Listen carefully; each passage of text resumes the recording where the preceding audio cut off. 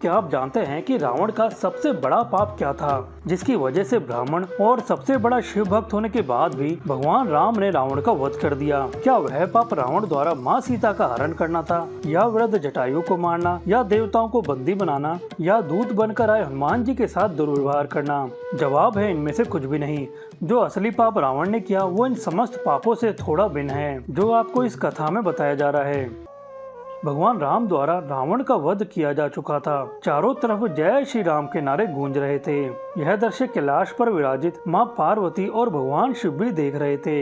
यह सब देख माँ पार्वती के मन में शंका उठी और उन्होंने भगवान शिव से पूछा, प्रभु, रावण जो आपका सबसे बड़ा भक्त है, जिसने आपको प्रसन्न करने के लिए 10 बार अपना शीश दान कर दिया, एक इतना बड़ा भक्त जिसने आपको साथ ले जाने के लिए पूरा कैलाश पर्वत उठा लिया, एक इतना बड़ा भक्त जिसने आपको प्रसन्न करने के लिए शिव तांडव स्तोत्रम की रचना की, रावण के इतने सारे अच्छे कर्मों के बाद भी आपने इस भक्त की सहायता क्यों नहीं की? ऐसा कौन सा पाप था जिसकी वजह से उसे इतना बड़ा शिव भक्त होने के बाद भी इतनी बड़ी सजा मिली?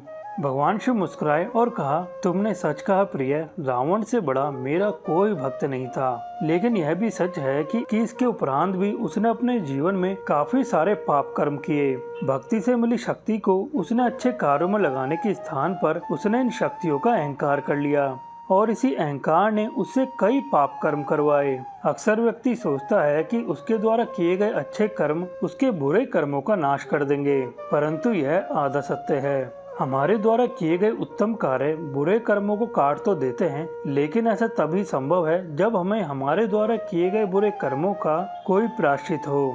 इसी प्रायश्चित की कमी रावण में सदैव थी, जिसकी वजह से उसके बड़े से बड़े अच्छे कर्म भी बुरे कर्मों को ना काट सके। रावण एक ज्ञानी व्यक्ति भी था। उसे भली भांति ज्ञात था कि क्या करना पुण्य है और क्या करना पाप है। इसके पश्चात भी उसने इन सब कर्मों को किया। अनजाने में किए गए पाप कर्म के बाद प्रायश्चित स्वतः ही होने लगता है, परंतु ज्ञान होने के बाद भी अगर कोई पाप कर्म करता है तो उसका अहंकार उसको प्रायश्चित नहीं करने देता।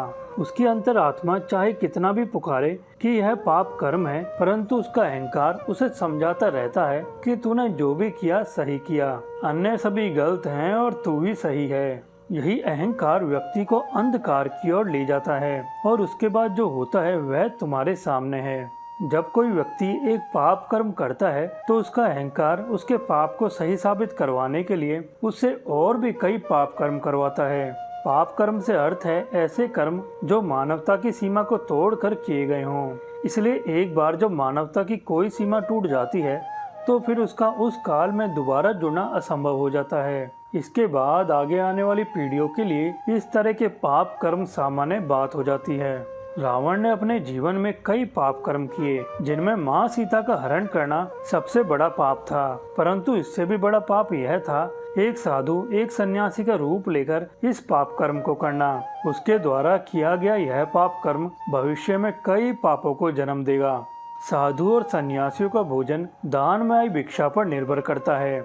रावण के इस पाप के बाद भविष्य में साधु और संतों पर लोगों का विश्वास कम होने लगेगा, जिससे सन्यासियों का जीवन यापन करना बहुत कठिन हो जाएगा।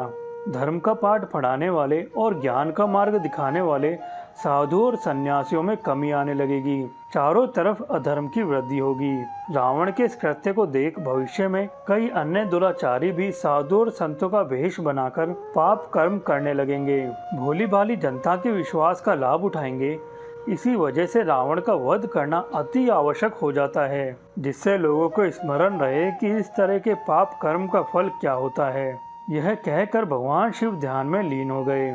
तो मित्रों, यह कथा यहीं तक थी। आपको इससे क्या सीखने को मिला हमें जरूर बताएं। अगर आप स्वयं ऐसी कथाएं पढ़ना चाहते हैं या अपने बच्चों को पढ़ाना चाहते हैं तो आप इन बुक्स को हमारी वेबसाइट माई ज्ञानालय से ले सकते हैं, जिसकी लिंक आपको वीडियो के कमेंट बॉक्स और डिस्क्रिप्शन में मिल जाएगी।